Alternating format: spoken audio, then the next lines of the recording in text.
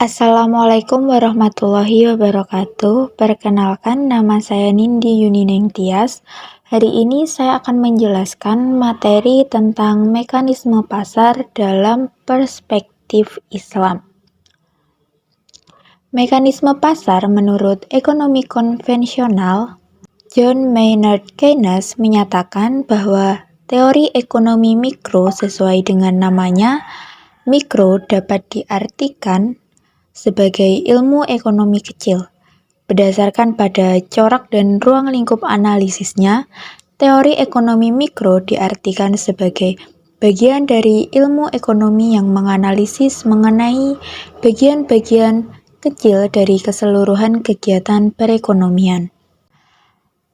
Adapun faktor-faktor yang mempengaruhi permintaan antara lain, yang pertama adalah pendapatan konsumen, yaitu jika pendapatan konsumen naik, maka jumlah barang yang akan diminta pun akan naik.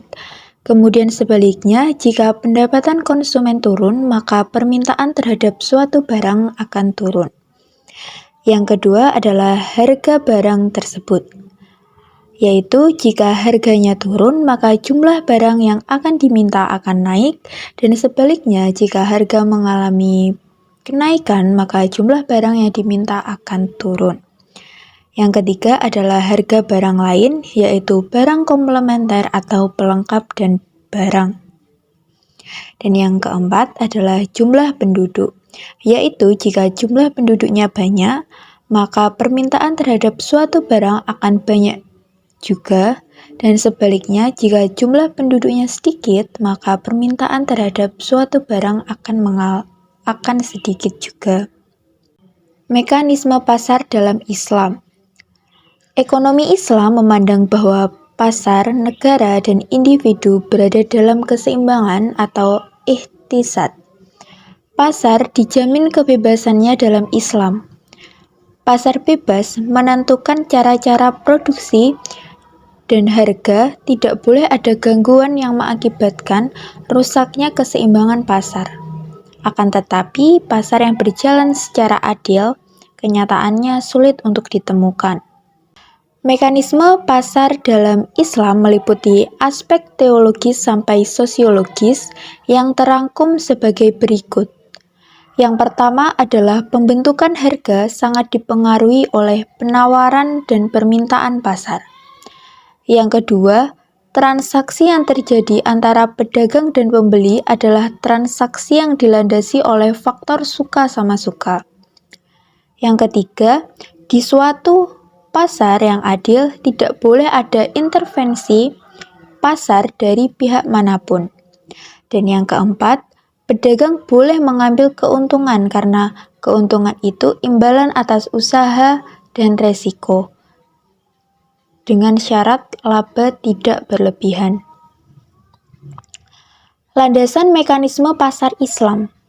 Menurut etimologi, jual dan beli dapat pula diartikan kegiatan di pasar atau pertukaran sesuatu dengan sesuatu yang lain.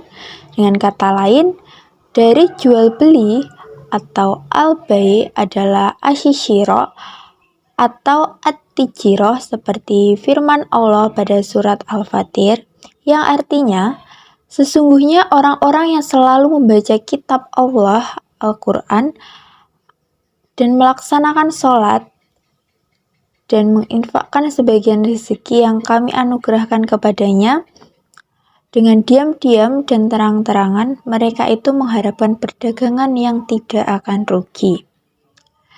Selain melarang intervensi harga, beberapa larangan lain yang diberlakukan oleh Rasulullah SAW adalah sebagai berikut. Yang pertama adalah larangan najsi, yang kedua larangan baibat al-bad, yang ketiga larangan talaki al-rukban, dan yang keempat adalah larangan ihtinas dan ihtikar. Menurut pandangan sarjana muslim, yang pertama yakni Abu Yusuf mengemukakan bahwa tidak ada batasan tertentu tentang rendah dan mahalnya harga barang. Yang kedua, Al-Ghazali tidak menolak kenyataan bahwa mencari keuntungan merupakan motif utama dalam perdagangan. Yang ketiga, Ibnu Taimiyah dengan tegas ia mengatakan bahwa harga ditentukan oleh kekuatan permintaan dan penawaran. Dan yang terakhir, Ibnu Khaldun sangat menghargai harga yang terjadi dalam pasar bebas. Namun ia tidak mengajukan saran kebijakan pemerintah untuk mengelola harga. Ia lebih banyak memfokuskan kepada faktor-faktor yang mempengaruhi harga. Berikut ini adalah mekanisme pasar sebagaimana dikonsepkan para pemikir Islam klasik. Yang pertama, permintaan. Faktor-faktor yang mempengaruhi permintaan antara lain sebagai berikut: harga barang yang bersangkutan, efek substitusi, efek pendapatan, pendapatan konsumen, harga barang lain yang terkait, selera konsumen, ekspektasi, dan yang terakhir adalah maslahah. Dan yang kedua adalah penawaran. Faktor-faktor yang mempengaruhi penawaran adalah sebagai berikut, yakni maslahah dan keuntungan. Prinsip mekanisme pasar dalam Islam. Yang pertama, ar-ridho, berarti segala bentuk transaksi yang dilakukan harus atas dasar kerelaan antara masing-masing pihak. Yang kedua, persaingan sehat, berarti dalam mekanisme pasar Islam dilarang adanya penipuan atau ihtikar dan monopoli. Yang ketiga, kejujuran. Islam melarang dengan tegas melakukan kebohongan dan penipuan dalam bentuk apapun. Dan yang terakhir, keterbukaan dan keadilan, yakni transaksi yang dituntut untuk berlaku benar dalam pengungkapan kehendak dan keberadaan yang sesungguhnya. Peranan pemerintah dalam mengontrol pasar. Menurut John Maynard Keynes berdasarkan bukunya yang berjudul The General Theory of Employment, Interest, and Money, Keynes mengeluarkan gagasan tentang perlunya kebijakan intervensi pemerintah dalam perekonomian. Intervensi ekonomi adalah tindakan yang diambil pemerintah atau lembaga internasional dalam ekonomi pasar untuk mempengaruhi ekonomi di luar tugas utamanya.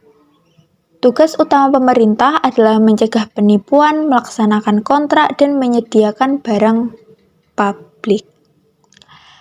Tujuan intervensi pemerintah dalam kegiatan ekonomi yakni yang pertama adalah menghilangkan kemiskinan.